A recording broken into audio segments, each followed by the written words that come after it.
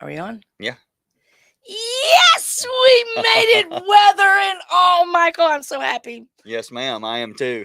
Thank you for driving me up here. Not a problem. So, and you know what this tells me? What's that? This is called desire. Desire. We talk about, goals and getting your mind right and, having a desire. So, and let me tell you, the weather, the roads are horrible. Are not, they're not horrible, but the traffic and what's going on. The bridges are pretty bad. Yeah, the bridges are bad. So, thank you for bringing me up here, Oh, but yeah. this just shows, and hopefully everybody that's watching catches onto this. When you have a desire and you want something to work, Passion. yes, passion. I like that word. When you want something to work so bad, you will make it happen. Yep. High five, buddy. Yes. So I'm Pam Cleary, Michael Lewis. and we are here starting a podcast. We are going to try to, we're not going to try. That's not a word, No, is it? no, we It don't is try. not a We do. word. We are doers, not triers. I like that, like that, like that. So the second and fourth Wednesday of every month, we are going to be here to do our podcast, and, our purpose is we are trying to help beginners, and we have a community. You're from Decatur, I'm from Boyd. I hold a which you're a sponsor of. Thank you very much, by the way. I hold a real estate investment club the third Tuesday of every month at Big Shot Golf, and it's through the franchise that I own, Real Impact Training here. But it is the third Tuesday starting at 6:30 for networking and so forth. And you know, I ha- I did a lot. I took a video class. To teach myself or not teach myself. And I still have Coach Amber, and she, thankful. You remember last month I was doing all these videos and I came in second place out of, Oh, really? And I yeah. didn't know you Oh, came you in. didn't That's know awesome. that? Oh, Oh, come on. congrats. I came in second place out, over 600 people. And it got me out of my box. And, I've been talking about the podcast, for a while. And I'm like, nope, we're going to do it. We're going to come in and do it. And I've been talking to you about a while about doing this, because what a better way of helping grow in the community, sharing our knowledge. Yeah. We talk about this. So, about knowledge and helping, first timers, beginners to get into real estate investing. As you can tell, I have a passion for it. I love it. And, sometimes I question myself, but, Nelda called me last night because she, Nelda, Oh, yeah. she bought a house, and we were talking about a few things. And she's like, Pam, I didn't know if I need to do a termite inspection, or not. And I'm like, Nelda, you need to walk around all the way around the house and, check for, this and how high the grass is towards the brick. And she goes, and I'm like, oh, I do know a lot. I do have a lot of knowledge and Hmm. everything. And I want to share that, just like, you want to share with how you go about buying houses and Right. everything. And we So, mentioned that on the way up here, with me not feeling like a lot of times like I know enough I want to give, I want to give back a lot. And sometimes I don't feel like I know enough to be to give enough value. But I you think a lot of do. times you don't really know what all you know. You don't Yes. give yourself enough credit, and you need to do that. You need to kind of look inside and take a evaluation of what all you do know and try to share as much as you can. Yes, I totally agree with that. And I loved listening. It was called The Go Givers, right? That we're Yes, listening to. the And book The Go Giver. yeah, and this is so funny because we didn't talk about our podcast driving up here. We were talking about, business and, listening to the audiobook on your truck and everything. And, most people, they would start preparing for the podcast. You We didn't didn't do, even mention do it. any of that. We were just so happy that we got here with the weather going Yep. on and everything. So I have a question, Michael. So, like I said, we're wanting to grow our community, help new time, beginners and things like that. Why did you get into real estate investing? Well, it's a funny story. I was working for a Fortune 100 construction company as a safety coordinator, and they laid me off. I just went and bought a new truck and a new Harley and done all that good stuff, and then was laid off like 2 months later. Um, I have a background in construction, so I started my construction company back up, and then it kind of fell in my lap an opportunity to kind of get into real estate a little bit, and I've always wanted to. So I was still collecting unemployment, and I started my business AML Homes with an unemployment check. So with $200. Now I don't condone this behavior, but I did have to hide my truck for a month or two when we started out. But you know, like she said, if you want something bad enough, you figure out how to make it happen. So you were in the construction business before you got in. It's funny because it seems like a lot of guys, were in construction business, and it's like, well, wait a minute, you know. And the ladies seem to come from the real estate agent side. Yeah, So and that's where I came from. I was a high school girls basketball coach for 15 years, and my mom was like, "You need to go get your real estate license." So, and I had a friend, and when I was teaching at Castleberry, said, "I'm thinking about going to get my real estate license." I'm like, "Oh, my mom's been after me," So I went and got my real estate license, and and then it happened. I got tired of fighting the athletic director, and so you know, and what's really funny is that summer, I made more money turning real estate away than I did my last 5 years of coaching stopping together. wow. So I thought, okay, what would happen if I actually went out and tried it, Hmm. and did it? And that was in 1998 and have not turned back since. And then, and so this is what's so funny talking about real estate investing, being a real estate agent. And I think that's one reason why I got to where I am today, because as a listing, I became a top listing agent within 3 years, which Nice. is not, is not easy to do. Mm-mm. And people don't realize, what a hustle. I mean, because we're in sales. I Yeah. mean, whether you like it or not, we're in sales. It's a hustling job. So anyway, talking about so when I was a listing agent and a top listing agent, when I was going to list your home, there was no reason why we were not going to put your house on the market that weekend. So if it needed painting, I had painters. If it needed the AC needed, I had an H. Problem Yeah, solver. I was already solving problems before I knew what real estate investment was. Hmm. Thank you. I didn't even think about it like that. So then, the market crash. We call it the market crash. Here comes 2008 and 9. And really, what's so funny, I had a painter that sold me his mother's house because he needed money to get his son out of jail. So I Fun. took over the house. In the meantime, my neighbor and I, we went and we put down new floors and rented it out for about 3 or 4 years. Yada yada. Story goes on. Then, like I said, the market crashed. I was not going to go and lease houses, which is probably wasn't smart on my end now that I know, but that's okay. So then I came across, my name was given to George Roddy. And Okay. he was like, he needed someone that knew Tarrant County. Hmm. He's the foreclosure guy, Roddy foreclosure list. So I started out in real estate investing, actually evaluating homes for him, and actually went down to the courthouse and bought homes for them, back in the day. And people have a hard time believing this, and this is the truth. We were buying anywhere from 85 to 95 homes a month. Yeah, I've heard you say that. That's crazy. It is crazy. And then it became, a competition between us, Dallas, Denton, and Collin County, the four of us. I mean, Houston, and it just started, growing and growing. And then one day I woke up and I'm like, okay, this is not gonna last forever. And I don't know that I want to go back to working for a corporate world. So as I was out evaluating homes, people come out and say, what are you doing? Because they're out taking pictures. Right. And so I actually bought my first, rehab from doing that and everything. And that's how I got into it. So, you know, um, um, Yeah. Roger, who is the CEO of Real Impact, he's given me the title, the rehab queen. So Hmm.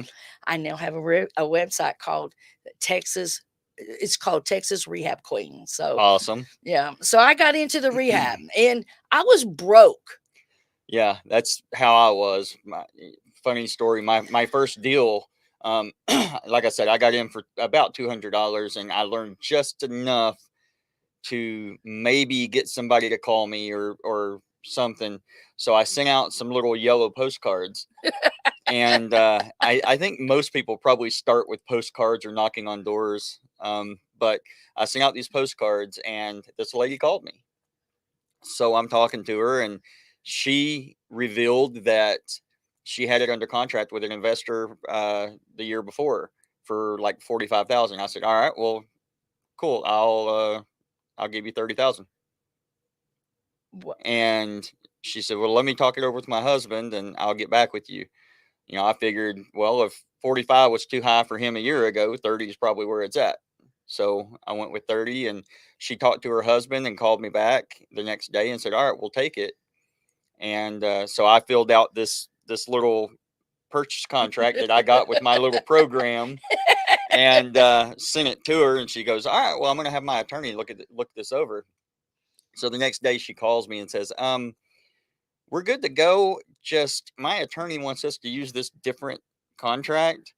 So we've already filled it out. We just need you to sign it." So Wow. my first seller actually filled out my first contract for me, and needless to say, it was a Trek contract that that they wanted to Yeah. use, and I looked it over and signed it, and that's how I got my first deal. And I had some connections that I'd made online, and so I called a friend, and we hooked up with another guy that was flipping houses out of Arlington.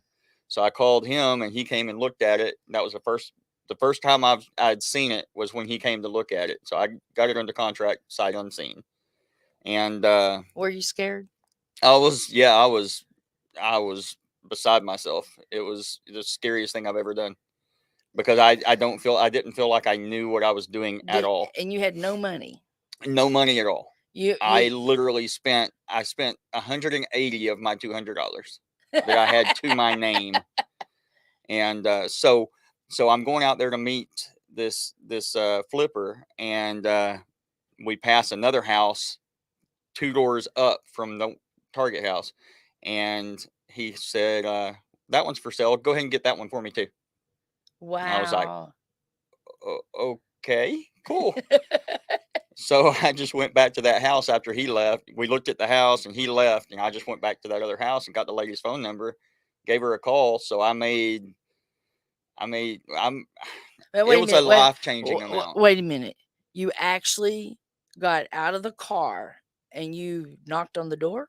No, no. Oh, okay. She's had a sign in the yard Oh, I for had a okay. an Okay. agent sign. So I just called the number on the sign, and so we closed the main deal, and that was a life-changing deal. And then I made like another little piece of money on that second one. So it wound up being a two for deal on my very first hit, which set the bar pretty high. I spent the next year trying to match that amount of money and didn't get there. But it was a real blessing, and I just I want to I just want to give that back to other people as much as I can. So how long ago has that been? That was in March of 2017. March 2017. I started I'm sorry, May. May. I started well, people think I've done rehab for a long time, and I went back to look, and my first rehab before I knew what real estate investing was. So, after the crunch, whatever it was we want to call it. I was in February of 2014. Okay. Now, as a real estate agent, I was doing some stuff, but had no idea that that's what it was really called, Right. investing. You were just I going through some motions I of some had the things. I had the real estate agent mindset Right. back then and everything. But, thank goodness someone had asked George, no, George asked somebody, they said, I need someone in Tarrant County, and my name was given. And they said, she knows Tarrant County like that, which I do. I mean, back then my nephew used to call me the walking Mapsco. He would get Now nobody knows what Mapsco is anymore, so be Oh careful yeah, with that's that. how you used to find your way around. I forgot. Yeah, that's physical maps. You actually had to turn pages and look at paper to figure out where you were going. Yeah, we didn't have the GPS on the phone that we do Right. today. But I'm Eh, sorry, go ahead. You know what? Talking about this is dangerous. So I would have my maps go trying to go find houses and everything. I'd have it here in front of the steering wheel, and this is when I really needed, reading glasses, but I refused at the time. So I had the maps go there and I'd be driving. I'm like, oh, I missed the turn. I was doing U-turns in the middle of the road. People think my driving's bad today. It's a good thing they weren't driving Right. with me back then. So, oh man, maps goes, man. Times, when I first got into real estate, all the agents used to talk about how you used to have to go all the different offices and get keys, and then the MLS came along, and I just cannot imagine, Life was rough. But how did they survive? We say yes. that all the time. How did we survive without internet? How did we survive without the smartphones and Well, even back then, I used to have to go fix the copy machine. At the office used to call me and say, you need to come fix the copy machine and the fax machine. We don't even, now it's called scan and go or save. I mean, my desktop on my computer is Oh, yeah. horrible, but we won't. That's a different topic. so, that's but you were so what helped you get over your fear? I don't know that I ever got over my fear. I still have fear today. I'm still nervous about pulling the trigger on stuff, probably to more of a degree than I should be, and it probably costs me money. But most of the time, I employ this tactic called 1, 2, 3, go. Mm-hmm. And a lot of times, I mean, that's even how I get out of bed in the morning. Oh, this sucks. I don't want to get up. All right, 1, 2, 3, go. And I make myself do it. And I employ that tactic in a lot of aspects.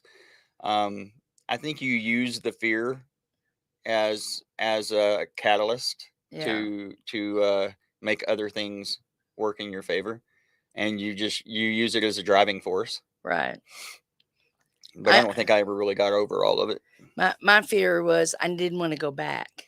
So like when I stopped teaching and coaching and got into real estate, because real estate, that is you get paid when you sell. You don't have a monthly income coming in. Right. Which, you know what, being paid as a teacher, because we only got paid once a month, was probably the best thing, because it helped me realize how to spread my money when I did make sales, and everything. And so I knew that in the back of my head, I'm like, okay, if I can't make it in real estate, I can always go back to teaching and coaching. I knew that, Right. So, but my fear is I didn't want to go back and do that. So I did everything possible to not have to go do that. And, because of my teaching and coaching, talking about education. So to improve our teams and everything, in the summertime when we were out, I was always going to seminars. I was always going to, coaching classes or whatever, trying to, what was a better way of teaching the jump shot? What's a better way of teaching, free throws and things like that. So I've done I have believed in education all my life. And I still do it, today. And even when I got into real estate, I was going to education classes outside, how to be a top, like I said, I was a top listing agent. In fact, I have a thing about the D magazine. And it's so funny when they called me, I did not believe in paying to advertise. I was not going to pay $2,000 to be in the D magazine. Right. And I had 7 signs in Hearst trying to sell 14 acres. And this is no lie, I could not walk into a grocery store, somebody saying, oh, you're that real estate agent. You're the real estate agent in North Orange Hills. And I'm like, what are y'all talking about? Now, do you put your pictures on your business cards? I don't. I need to. And that was something we actually went over a while back, and I just haven't ordered new cards yet. I am a big believer in having your pictures on your, and I know I get argued about this all the time, especially with commercial people. They're like, we don't do business like that. And I'm like, yes, you do. So my ex at the time, he was a commercial agent, Hmm. real estate agent, and he did not believe in putting his pictures on his card. So I went and put his pictures on his business card for him one time, and I was helping him do a package, and I put his picture on all the packages. He was shocked at how much return he got, and it was from his picture, being Yeah. on, people don't understand, it softens the blow. It softens, who Well, it you're makes going you to. personable. It makes you Yes. a real person, and it allows other people to relate to you a little more. Hmm. Now, you don't want to post a picture of someone else. It really needs to be of you. Yeah. And hopefully within the last at least 5 years, not, I do have some pictures of me from 20 years ago, but I don't put those on my business card, Right. today. So it does make a difference. I But and I need to. I think going back to the fear thing real quick. I think my biggest fear, because I started with so little, hmm my biggest fear was screwing up and somebody suing me or something like that yes. happening, because I didn't have the money to back myself up if anything were to happen. So I would be that much further underground and behind. So that was my biggest fear. But I think at some point you just have to kind of pull the trigger on it. Now, with that said, I don't know that you should. Um, Wholesalers kind of get a bad reputation sometimes, and I don't just wholesale; I flip and hmm hold and seller finance and everything else too. But I think if you're going to wholesale, you need to know what you're doing with it. hmm I don't necessarily condone getting something under contract without knowing what you're doing with it. Is that called an exit strategy? Correct. Correct. Just because you're putting yourself in a bad way with that seller, and I think you owe the seller at least a little bit of respect, and at least knowing what you're going to do. That's the other thing. I mean, I don't think people realize we are problem solvers. Hmm. We and we are there to help. Someone asked me the other day, they're like, "Well, Pam, are you in real estate or are you not in real estate? What is it exactly that you do in your business?" Because I'm all the time advertising. And it even took me a while to figure out, Yeah. So I finally figured this out, because you're talking about fear, fear of getting sued and everything. Well, with me having a broker's license, Oh yeah. I have a broker's license, and it's called disclose, disclose, disclose, Hmm. disclose. And so I finally figured this out. I'm like, no, I help people improve their lives by buying and selling houses. I just don't do it the traditional real estate way. We are a non-traditional real estate company. Right. That's what we do. And we do it all. We do it from, buying houses to holding houses, fix and flip. Did you hear about how much money I made on my last fix and flip? No. Actually, I, you sent me. I think you did send me that. we're going to talk about it at our next meeting. It Okay. was it was a nice little profit. So Nice. yeah, so real excited about it. But you know, talking about this, here I am, a female. It never dawned on me about, oh, I'm a female and I'm getting into fixing and flipping, until I started trying to get contractors, and everything. And I'll never forget this. I was riding around in a red BMW one time, and so the foundation guy. I mean, I knew the foundation guy because he helped me when I was doing what I call regular retail, real estate. And Brian, he goes, I go, I just can't get any good painting, numbers. I said, I just don't understand this. And he said, well, if you get rid of that BMW, you might get some. He said, but you're not going to. So at the time, my dad had this big old purple dually truck that had holes in it. So I met painters after that, and I got 3 nice painting Yeah. prices Bids. at bids and everything. I'm like, oh, it really does make a difference. I'll never forget the first time when I was doing this, and I walked in with a dress on with my contractors. I'd had them for about, probably 2.5 years. And I walked in one day in a dress and I thought they were going to pass out. It was so funny. The impression you make goes a long Yes. way, especially first impressions. You know, they go a long way. They can make or break you in a lot of cases, in a lot of ways. Yeah. You know, the other thing I think people have getting involved in real estate and especially in real estate investing is why? Why do you want to do this business? So, why do That's a you great question. do you know why you want to do this business? Yes, I do. I have two daughters and a wife, and I would very much like to provide the kind of life that they want, the education they want. I'm a firm believer in you don't have to go to college to Mhm. get the kind of education that will make you successful. So I really would love for my kids to get into real estate, but my why is for my wife and my kids to provide the lifestyle for them that I want. I want to retire my mother. My mom has had a rough life. She's they've owned some businesses and we got embezzled pretty bad, and it took a really bad toll on my family and put my parents back in the poorhouse pretty much. So um, that's probably one of my biggest whys also is retiring my mom so that she doesn't have to live on social security anymore. Right. Um, and just be providing a comfortable lifestyle for my family. And one of the other big ones I think about a lot is giving. I want to give. I want to help my Mhm. community. I want to help.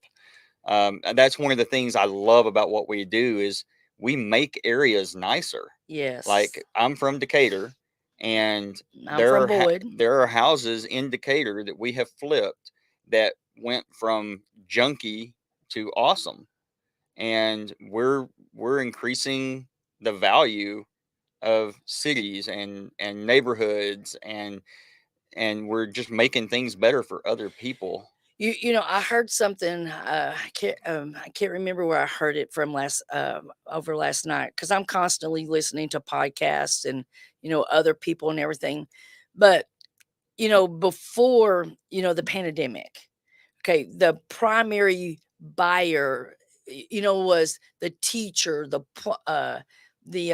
lawyer, the CPA. They were the primary buyers in our market. Then we had the crash.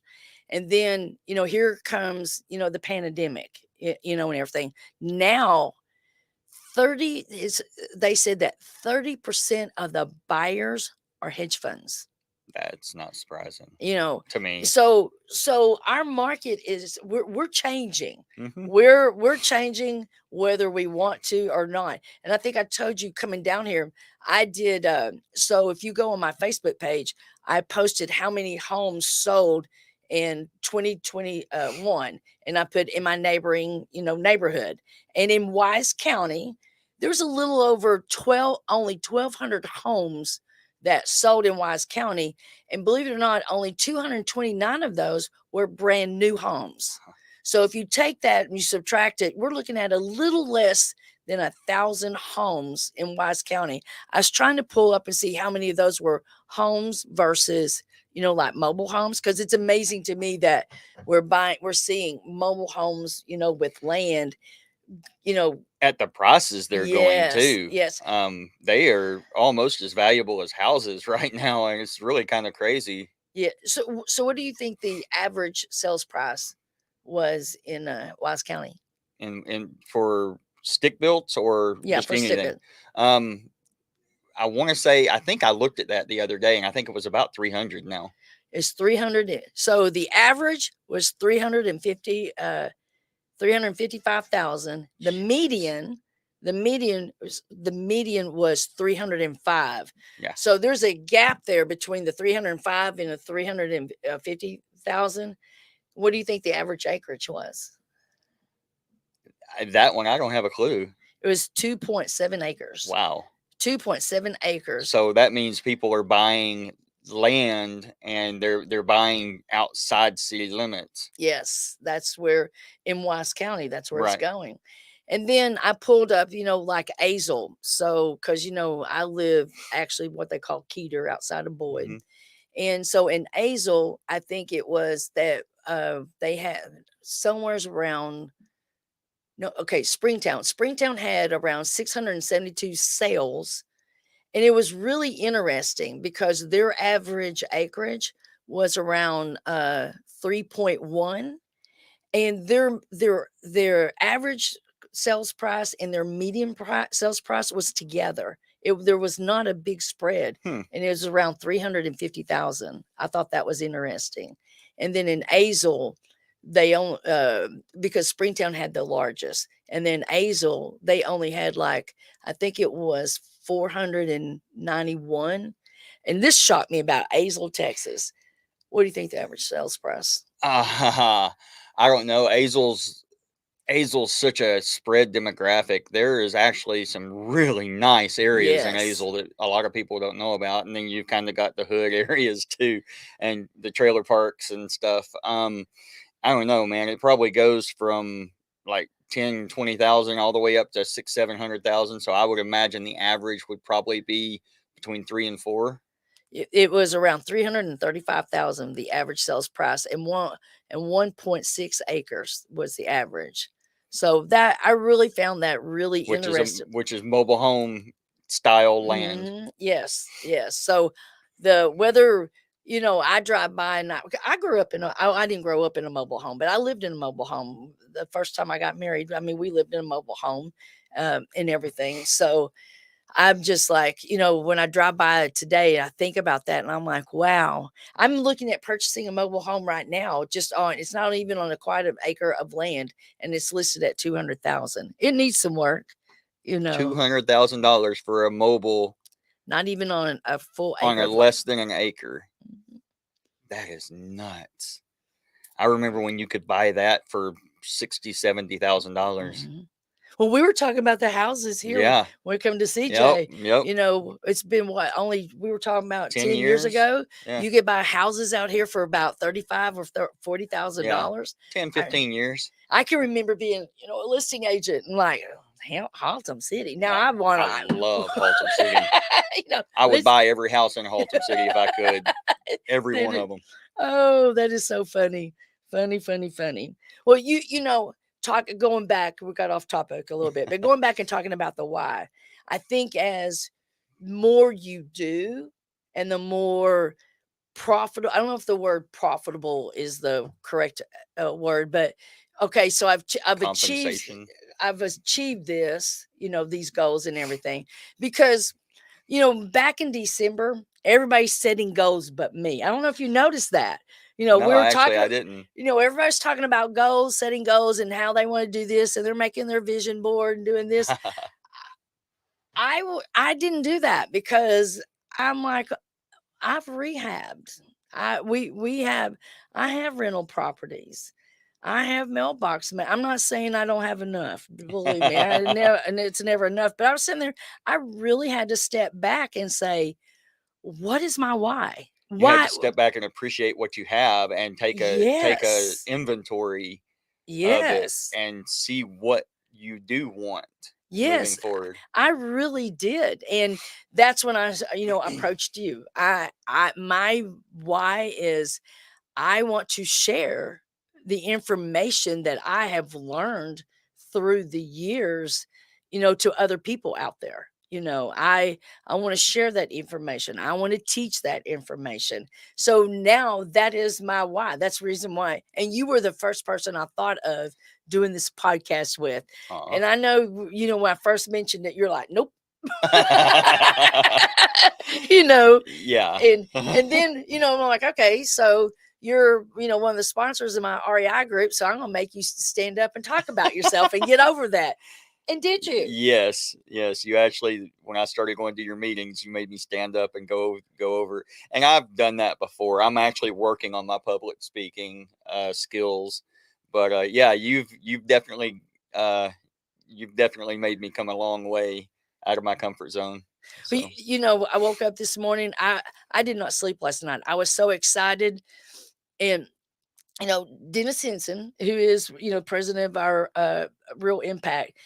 First thing he does is he says, when you should write down 6 things, your goal for every day. Okay. Well, this morning, my first, and he goes, you can't go to the second one till you do the first one. Well, my first one was today was to pay my electrician. Oh So I'm gosh. like, okay, mark that off. And Yep. then, I'm like, okay, you need to check the emails. And what was so funny though, in between all of this, because we were trying to decide, are we going to come up here?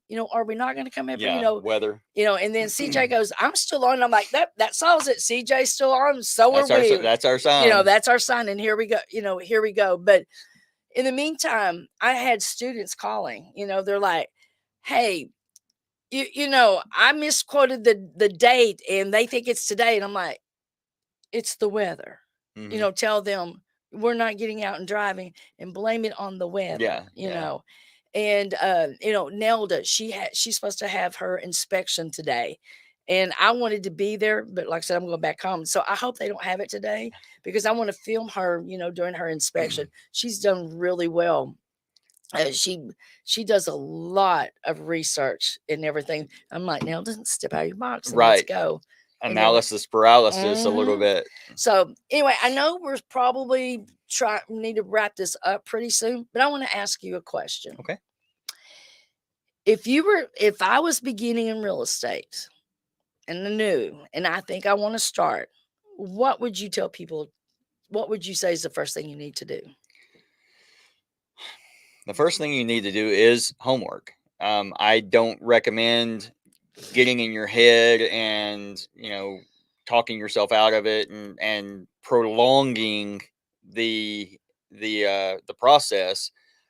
But you do need to have an idea of what you're doing because these sellers, a lot of times, this is Mm-hmm. their biggest asset in their life. So you do have to take care of these sellers properly. And they're coming to you, and a lot of times because they have a serious need or an emergency, and you've got to be able to help these people. So I would do my homework. I would kind of find out about your market. I would find out about where you're wanting to work, your market, and I would I'd learn about the process of whatever it is you're wanting to do, whether it's wholesaling, flipping. Just do your homework and then don't be scared. Get out of your comfort zone. You're gonna have to pull the trigger. I heard someone say once, you're never gonna fly unless you jump off the cliff. That's true. Um, It, and and you need to go to real estate investment clubs. yeah, I know that back last year a lot of it was online, but you can learn a lot online. Go out there and Google Dallas real estate clubs, Fort Worth real yep. estate. I say Fort Worth Dallas, it's not Dallas Fort Worth. Well, yeah, Fort Worth's more important. Yeah, so everybody's like, Fort Worth Dallas, where did that come from? And I'm like, well, our Yeah, we're more Fort Worth yeah. people. Yes, it's sorry. And people are amaze me when you get on phone calls. Well, I thought Fort Worth was an hour away. I'm like, no, there's this thing called an airport. The DFW airport that separates the two cities. That's about it. Yeah. And so even on my business cards, I have Fort Worth, Dallas, and people look at Nice. it and they're like, I'm like, yeah, it's Fort Worth, Dallas. Uh-huh. So, but you can Google, there's a lot of clubs in Dallas. We have a lot starting up here in the Yes. Fort Worth area, and you can Ours, yours. Yes, you can almost put in a Real Impact, and we've got clubs from Waco to Oklahoma to Wichita Falls. Yeah, I know Real Impact has quite a few. There's other brand. There's other Tim Cook company. Tim Cook has a great one. I was thinking about him. Robin and Cindy Carringer has a Yep. great one. And I didn't know this until the other day, but Jimmy Reed still has one. Really? Yes. I didn't. Yeah. I I'll be watched him dang. the other day. So you I can, like him. you need to get, if you're really thinking about this, you need to get out and go to real estate. And that's how I first. Tim Cooks is really good too. Yeah. He's just a wealth of knowledge. Yes, but get out, go to the clubs. We don't go just to ours. It's No, funny. no. It's funny because we don't tell each other Well, about how. Ryan Jackson has one that's really good, Mhm. Texas Tuesday. And I mean, there's events all over the place, from small little round tables to big, huge auditoriums and national public speakers. And I think So this is the number one thing that new beginners begin. They're like, can I take you to lunch? Can I take you to breakfast? My answer now, someone like Ryan Jackson, I don't know if they would answer them that way. Mine is, I don't have time, but I tell you what I will do. How about a Zoom call? mhm. Let's Zoom, let's talk over the phone, or what. But to get your coffee, I got my coffee. We can Zoom at 6 a.m. in the morning, because by the time I drive, I go this and Yeah, that, it's half a day.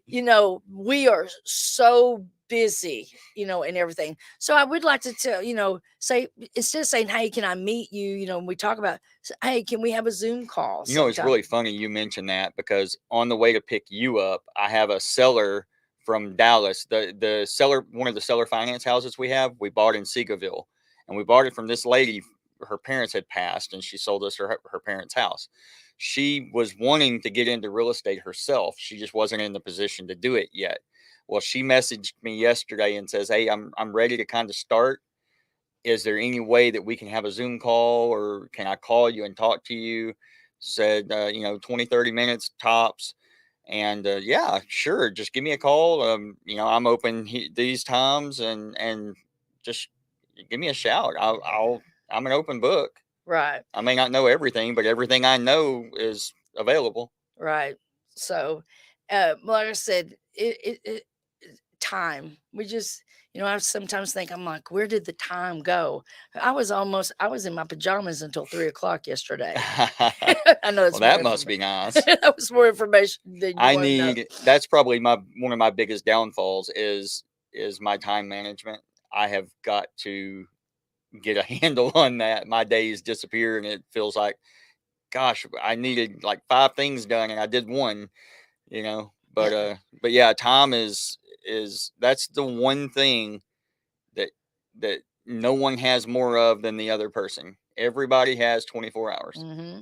Yes. And it's amazing what some people can accomplish in those 24 hours. Right. And So, then some people don't. yeah. Well, it's like you said, educate yourself, get into it, but don't go and pay, five and $10,000, and then you don't do anything. Especially when you don't know. Don't go out and buy some big program first rattle out of the box. At least do your homework. At least figure out kind of what you want to do, and read some reviews on these groups, Mhm. on these programs that people are selling, because that's a real good way to lose a lot of money. Well, and one thing that we're going to do, and hopefully our podcast will get people in. I mean, we're going to give away things, whether it's about our topic, and we want to hear from y'all. We want to know, what is it that you need from us, so that we can bring it to teach to y'all. What are some topics Yeah, that you want to hear about? we want to give. We need to know what we need to give. So, so like I said, you can on my YouTube. Mine is called the Texas Rehab Queen, and your Pretty YouTube, much everything I have is under the AML Homes LLC AM. umbrella. Okay. Our Facebook, our TikTok is AML Homes. I think it's got underscores between it. Um, the website's amlhomesllc.com. My email is michael@amlhomesllc.com. So, and you can Google amlhomesllc.com, or just Google AML Homes LLC, and there's probably 3 pages worth of stuff that pops up. Yeah. And mine is, my Facebook page is Pam Cleary. Everything that's related, it's, Pam Cleary, except like I said, Roger gave me the title, the Rehab Queen. Right. So I'm like, okay, because we're doing some changing, around on our Facebook page. And I'm going, and it's really funny, since Roger's called me that, I get phone calls. Hey, is this the Rehab Queen? And I'm like, thanks a lot, Roger.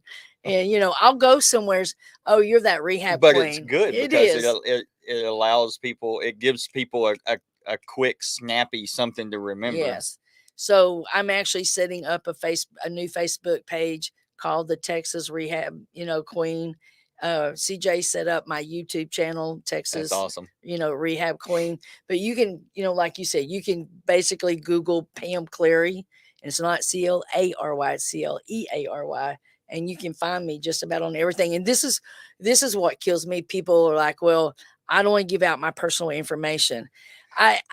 My phone number and my email is on everything I Yep. do, and people are like, "Why would you do that?" I'm like, "Well, I hate to tell you this. You can Google Pam Cleary, and it all comes up." Well, it's funny. I actually have 2 cell phones, and that was one of the biggest mistakes I ever made. I wish I'd have stayed with just one number and had everything on one line, but no, I had to go get a second cell phone for AML Homes, which sometimes it's the bane of my existence, but it does allow me to separate Yeah. work and home a little bit at least. Well, I think we have 15 more minutes. Oh, good. We have 15 more minutes. So, Well, good.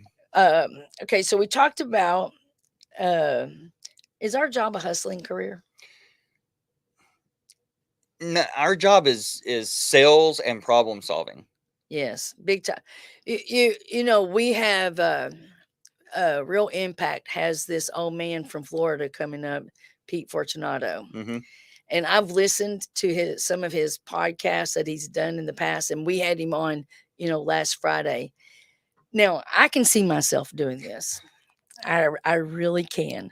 So he goes to McDonald's every morning, or drinks coffee and everything, and he brought up in the Sunday night chat that when he goes to McDonald's, he was there, he said, probably about a month ago, and someone started talking about having a problem with one of their house. Hmm. He said he actually got up and went and sat with them. Oh my gosh. But I bet it works. He went and sat with them to talk about how to solve their problem. And I was sitting there when he was talking about that. I'm like, oh, so And now. I bet there wasn't a sales pitch in it. I bet it was No. literally just, hey, this is one way to do it. This is another way. These are all ways providing value.